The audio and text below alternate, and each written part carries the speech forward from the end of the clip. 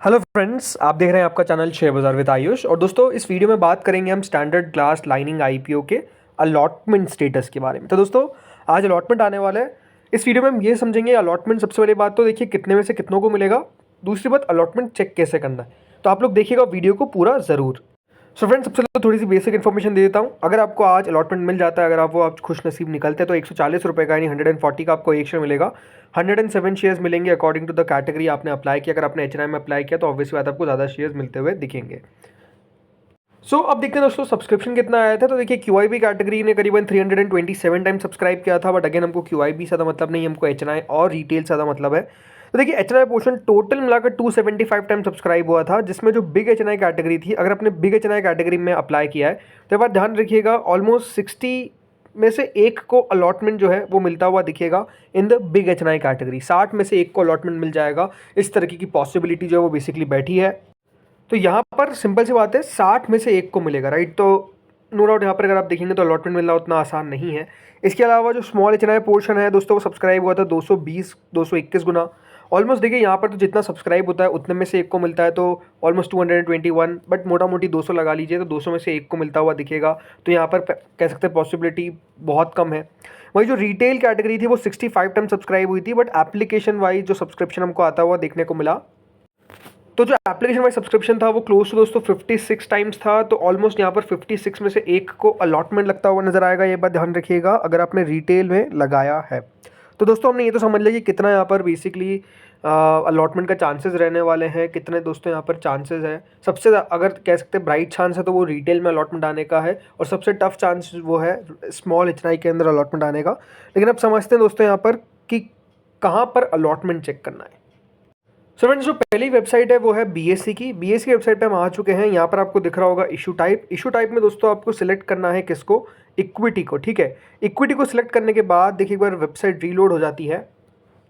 तो दोस्तों वेबसाइट के रीलोड होने के बाद आपको नाम यहाँ पर ढूंढना है किसका, इशू नेम पे जाना है। इशू नेम पे आपको सिलेक्ट कौन सा करना है, स्टैंडर्ड ग्लास लाइनिंग। ये देखिए आपको नाम दिख रहा होगा स्टैंडर्ड ग्लास लाइनिंग। अब देखिए हो सकता है कि आप समझे कि इसका मतलब तो ये कि अलॉटमेंट जो है वो बेसिकली वेबसाइट पे आउट हो चुका है। तो ऐसा नहीं है। बीएससी की वेबसाइट पर देखिए सारे नाम दिखा देता है, मतलब जो इशू आज बंद होने वाला है फॉर एग्जांपल वो भी दिखा देगा। क्वाड्रेंट फ्यूचर टेक भी देखिए यहाँ पे दिखा देगा।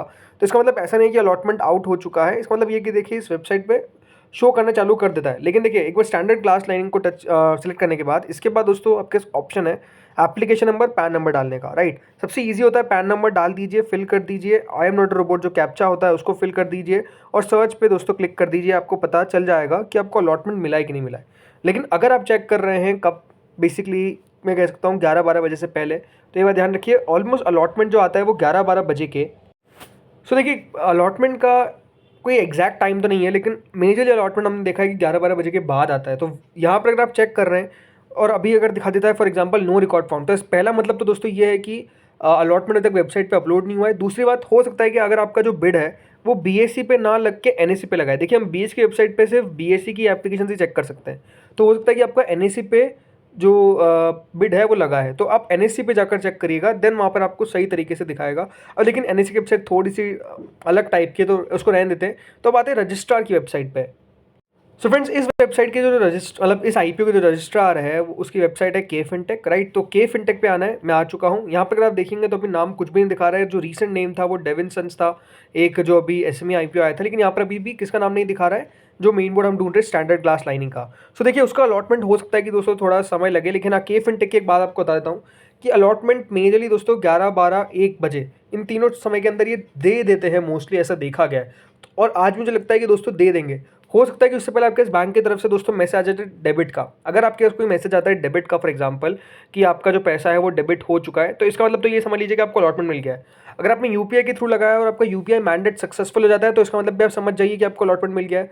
अगर आपका मैंडेट रिवोक हो जाता है तो इसका मतलब ये समझिए कि आपको अलॉटमेंट नहीं मिला है। इसीलिए समय लगता है देखिए अलॉटमेंट आने में। लेकिन हाँ बता रहा हूँ आपको मेजरली। अब यहाँ पर अगर आपको चेक करना है तो देखिए 3 ऑप्शन है, एप्लीकेशन, डीमैट, पैन। पैन पे चल जाइएगा, वो बेस्ट ऑप्शन होता है। पैन फिल करिएगा, कैप्चा फिल करिएगा, अपना जो भी है उसको डालिएगा, देन आपको पता चल जाएगा कि आपको अलॉटमेंट लगा है कि नहीं लगा है। देखिए जैसे अलॉटमेंट आएगा हम कम्युनिटी पे अपडेट कर देंगे, तो आप चैनल को सब्सक्राइब करके रखिएगा ताकि आपको वो नोटिफिकेशन मिल सके। और नोटिफिकेशन बिल को भी प्रेस कर लीजिएगा ताकि वो नोटिफिकेशन आपको सबसे पहले मिल जाए। तो दोस्तों इस वीडियो में इतना ही था। Thank you friends for watching this video.